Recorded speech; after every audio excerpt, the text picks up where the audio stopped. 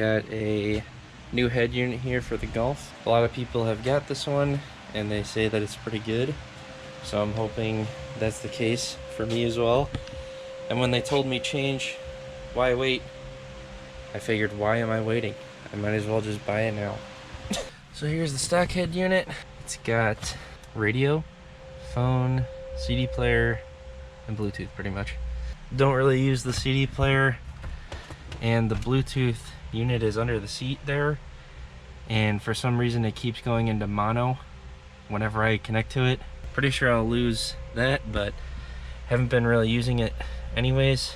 This is a little ripped up because I'm getting a new shift knob also, but otherwise I do have some USBs here, so I'm hoping to add another one in to plug in for the head unit for Apple CarPlay. Right now those are just set up to charge. Pretty sure this works with a couple different generations of Volkswagens. They have pictures up on their website where you can see what your head unit looks like and then see if this one will actually fit in. But this is the Q53 Pro. There's the model number. And then I got the little OBD2. I think this added, I want to say $8 to my order. So figured I would at least try it. With the integrated engineering tune, I don't have to leave anything plugged into the OBD2, so it's just open. And then I figured for checking codes and stuff, hopefully this would actually do a little bit of it. But yeah, so we'll see how this works. Here's the head unit. I did get a little too excited and crack it open a little bit here, but got a pretty lengthy manual here with color pages, which is pretty cool. So reverse camera, I do not have a reverse camera right now. I'm probably going to order a Chinese one and try to put it in with just the RCA and the reverse power for it. But if you do have the stock reverse camera, this bad boy, let me double check. Yeah, so if you have the stock reverse camera, the flip up, then you're going to use this little guy. But if you don't, then this is just a little extra piece that it comes with. Here's the head unit. So one thing we'll notice is that it's very thin.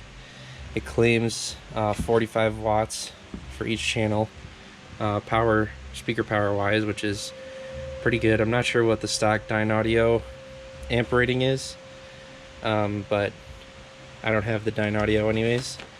I do have the Dynaudio speakers, but I was just using the stock amp that I have out of it, so we'll have to see. Hopefully there's a decent amount. And then I do have an 8-inch Alpine Type R in here as well, just to keep it kind of small in the trunk there. But yeah, size wise looks like it'll fit right in. GPS antenna hookup, the radio antenna, all these plugs, which I assume are for this, and then the main power harness here. So we'll have to go through and see what everything actually does. It did come with an extra fuse also, which is nice. Microphone wise, they do give us a external mic if you don't want to use this one. I don't really want to see this on the dash, so more than likely I'm just going to try that one out, see how good it sounds. And then we've got your GPS antenna here. So this is supposed to be able to see the sun, essentially. This is the entire harness here. We've got this going into the main harness, and then this box, honestly not sure about. Looks like it's maybe our main power and ground, just so we have another fuse in line from the stock harness to the new. So this looks like it's going to be our main plug there. This is the CAN bus. We've got our antenna adapter, so I assume that this is the plug for the antenna in there now. And then it looks like we've already got all of our remote power ran how it's supposed to be. And then this is the plug that goes into the actual head unit. So we've got front and rear audio outputs if needed. There's 2 USB cables, and this one's labeled as CarPlay. Okay, so here's the stock head unit. Get a nice little welcome to Volkswagen. And then I think it does show, when I turn on the AC, it shows on the screen as well. Step 1 is just bust this thing off, and then maybe it'll be tougher if you haven't done it before. But yeah, that's all you have to do to take that off. They're just little plastic clips, or metal clips, I should say. And then you've got 4 screws. 1, 2, 3, 4. T20, I was only, you know, double off, so not bad at all. So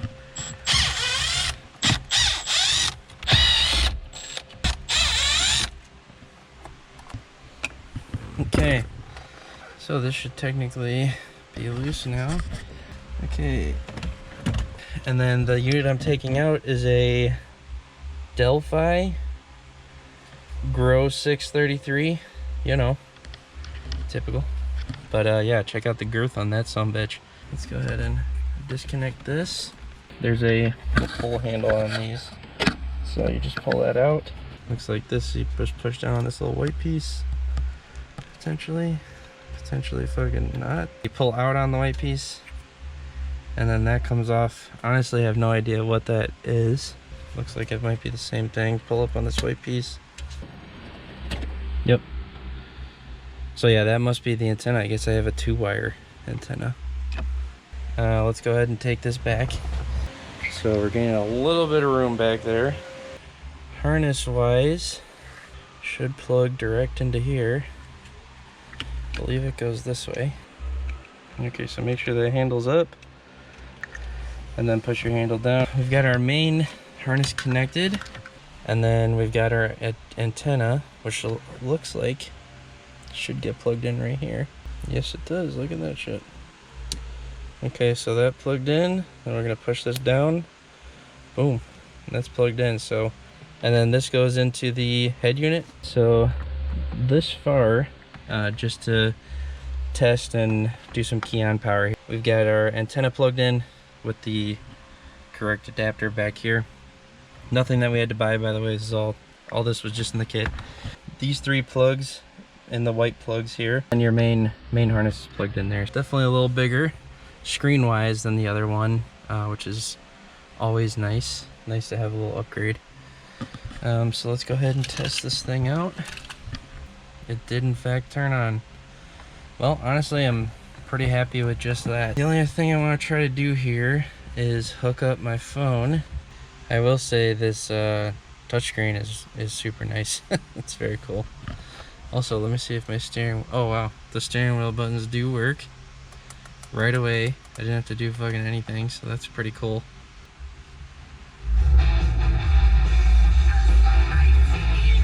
Alright, so I just hooked up both the USBs in the back. Got my iPhone cord here. So this one is labeled as CarPlay. So let's go ahead and try this one first. Eventually I'll put in the plug there, but just want to test this thing out. I got Apple CarPlay to work. I did have to use a little bit of the instructions, so it's not called Apple CarPlay, it's called T-Link. That's how you actually get to CarPlay. But if you hit home, it will take you out of this. And then I added T-Link. That's what the logo looks like to this kind of favorites bar here. So if you want to change that, you just hold down on one of the apps, and then you can put whatever you want there. So I'll probably change some of the others that are there. The CarPlay works right away, super fast. I just have a lot of settings to go through. One extra plug here, so I'm gonna have to get a second one. These are 15 bucks on Amazon, so I'll add in 2 more here, and then should be good. But yeah, the steering wheel controls are still working with CarPlay. Subwoofer still working, and then obviously these buttons here work as well, so not too hard. I'm gonna try to figure out how to hook this up. Right now I think the HVAC controls show up for just a little too long, and I need to change that to Fahrenheit. So yeah, a little bit of work to do. I'm gonna go through the settings now of this whole thing, and then once I get everything figured out, I'll go through and show you what settings I ended up picking here. Okay, so a couple things I've figured out. I'm connected to my home Wi-Fi right now since I'm in the garage. I saw system upgrade, so I'm gonna go here. So we got system local upgrade and system online upgrade. So I assume you could probably do it through one of your USBs if you really wanted to, but I'm gonna go ahead and do online upgrade. And then you can see I've got a release information here. So I'm gonna download. And it is downloading. Alright guys, so a little update here. I've got the wireless Apple CarPlay working. As you can see, I got nothing connected. I've got 4 USB slots down there now, which is a little excessive. But I've got the double Apex USB quick chargers were already existing. And then this has 2 USBs from it as well, so I figure I'll just rather have access to them. All of them charge. I plugged in my phone, they all worked, so pretty much just have 4 USB chargers now. So otherwise, I ran the little GPS antenna up there. I have to tuck the wire still in the side, but there's a nice little hole right up here that you can run it through. When this plastic piece is out, there's a hole right through to the back. And then same thing with back there, you can run all the wires up and down pretty freely. There's a pretty good amount of room underneath this and in the back to run wires up and down. So what I've changed, okay, so here's the themes, but when you go into them, they all cost money. So this one's $3.80, I assume. But yeah, so, and honestly, you won't really see the themes if you're just using Apple CarPlay anyways, or Android Auto, whichever one. You hit the Bluetooth on the main screen and then you add your phone through here. So, and then the only other thing I had to do was add in the OBD2 reader. So that one I had to go through here. There's good instructions on how to do that in here, so just follow this with the OBD2 reader. They tell you exactly what to do in here. So I have that plugged in and working, so that's right here, this OBD logo.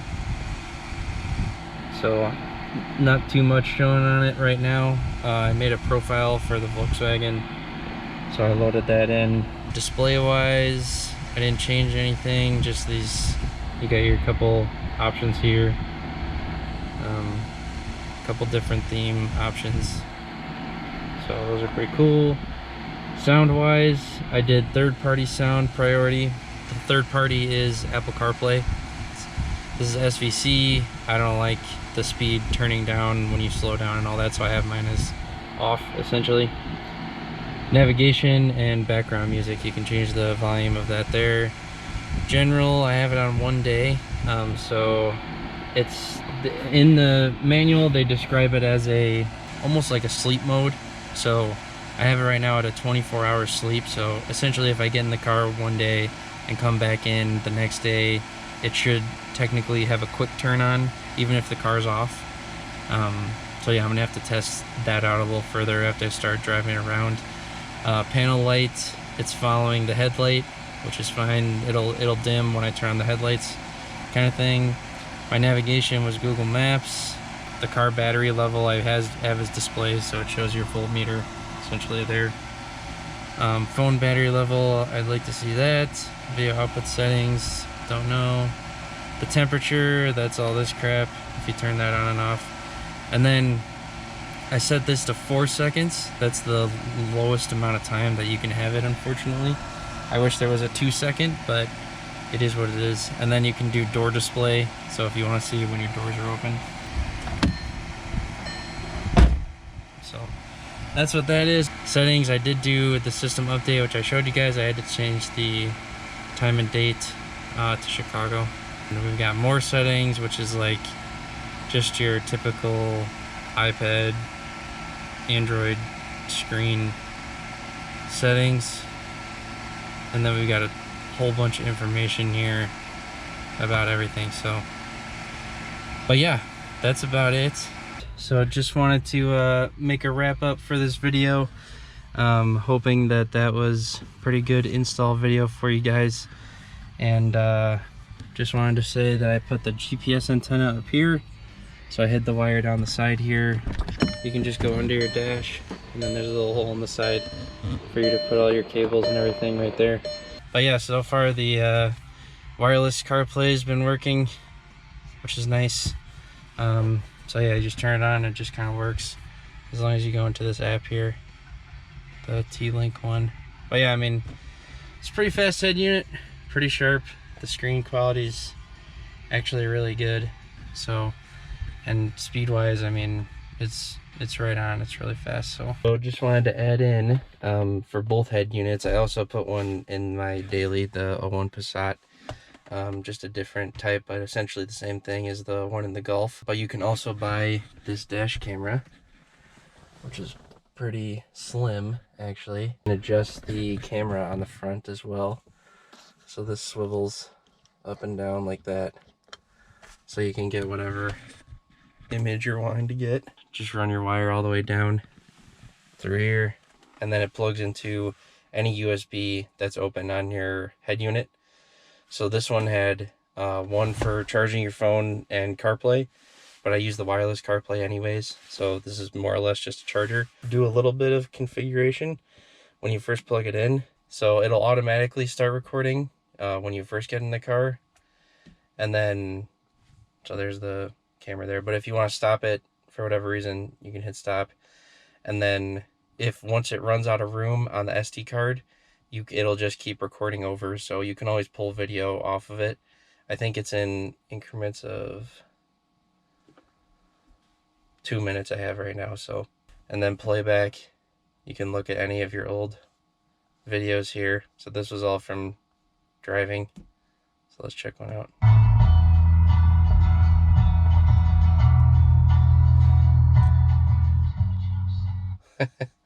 So you can hear I was listening to some Radiohead there, but there's the me going to the to get my emissions checked yesterday. So, but yeah, video is really clear. I think the frame rate's actually really good too. So that's all I got for these head units. If you guys have any questions or want me to check anything on these, let me know. But yeah, sound wise, I think they're really nice. There's plenty of power to all the speakers. It's got a really nice EQ. It's got radio, wireless CarPlay, and obviously you can get any app that you want. Steering wheel controls, and yeah, just about everything you can think of. So pretty cool unit for what it is, and you can even do math on the fly, which is always fun. So anyways, thanks for watching, guys. I appreciate it, and I'll see you in the next one. Peace.